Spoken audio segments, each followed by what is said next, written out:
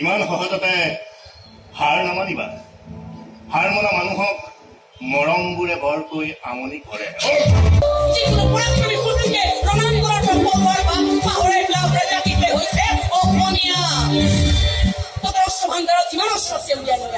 যিমানৰ অনুৰাগ পুৰা আছে চেকুৰাই লৈ আহ। যুদ্ধভূমিক দুৰ্বল জ্ঞান কৰি শত্ৰুক কচু কটা নিদিয়াকৈ থকাৰ নিয়ম এই অসমীয়া জাতিৰ নাই।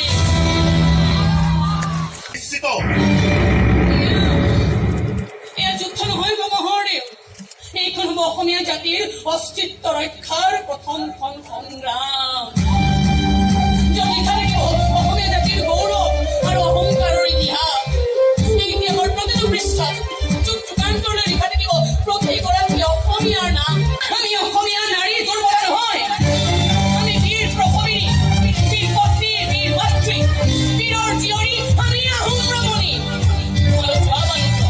মই অকলেই গৈ হলেও তোৰ লগত ধন দিম। দেশৰ শত্ৰুক মই নাশ কৰি নাইবা যুদ্ধভূমিত মই হাঁহি হাঁহি হেৰাই যাম। আমি স্বাধীন দেশৰ মাটিত জন্মিছো, স্বাধীন দেশৰ মাটিতহে মৰিম।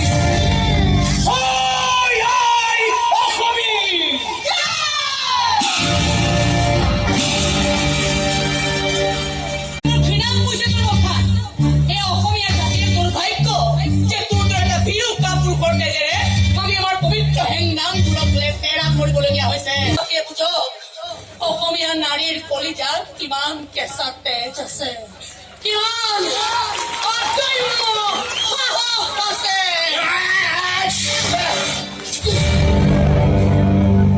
তাই অসমীৰ চৰণ চুই গৈছে, যে যেতিয়াই এইখন দেশ দখল কৰিবলৈ নাহক কিয় সিহঁতক ভেটা দিবলৈ আমাৰ বীৰ বীৰাংগনাৰ কেতিয়াও অভাৱ নহয়।